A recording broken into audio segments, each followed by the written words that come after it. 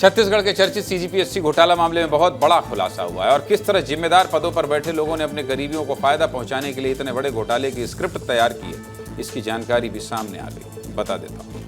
19 सितंबर को सीबीआई ने तत्कालिक परीक्षा नियंत्रक आरती वासनिक, पूर्व सचिव जीवन किशोर ध्रुव और उनके बेटे सुमित ध्रुव, निशा कोसले और दीपा आदिल को गिरफ्तार किया था। अब इन पांचों आरोपियों के खिलाफ स्पेशल कोर्ट में करीब 2000 पन्नों की चार्जशीट पेश की गई है, जिसमें सीजीपीएससी के पूर्व चेयरमैन टामन सिंह सोनवानी को घोटाले का मास्टरमाइंड होने का आरोप लगाया गया। साथ ही पहली बार चार्जशीट में व्हाट्सएप चैट का भी जिक्र किया गया है।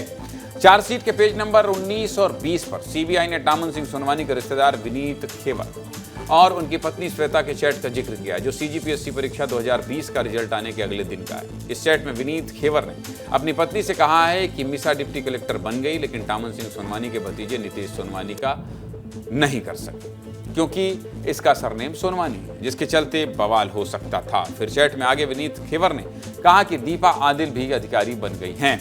आगे की बातचीत में विनीत ने अपनी पत्नी से कहा कि आईएएस जीवनलाल ध्रुव के बेटे सुमित ध्रुव की शायद फॉरेस्ट डिपार्टमेंट में भर्ती कराई जाएगी। साथ ही विनीत ने अपनी पत्नी को इसके बारे में किसी को कुछ भी बताने से मना किया, जिसके बाद श्वेता ने कहा कि वो इसके बारे में किसी को कुछ नहीं बताएंगी।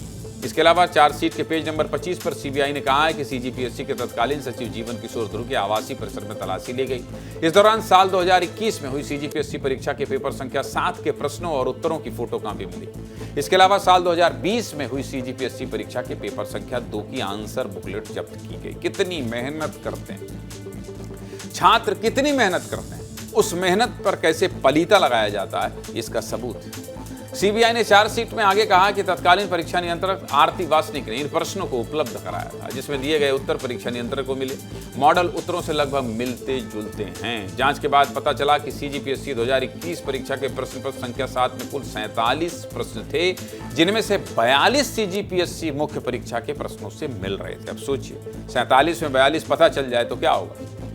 सीबीआई ने कहा है कि इससे पता चलता है कि सुमित ध्रुव को अपने पिता जीवन किशोर ध्रुव की मदद से परीक्षा के पहले ही प्रश्न पत्र मिल गए।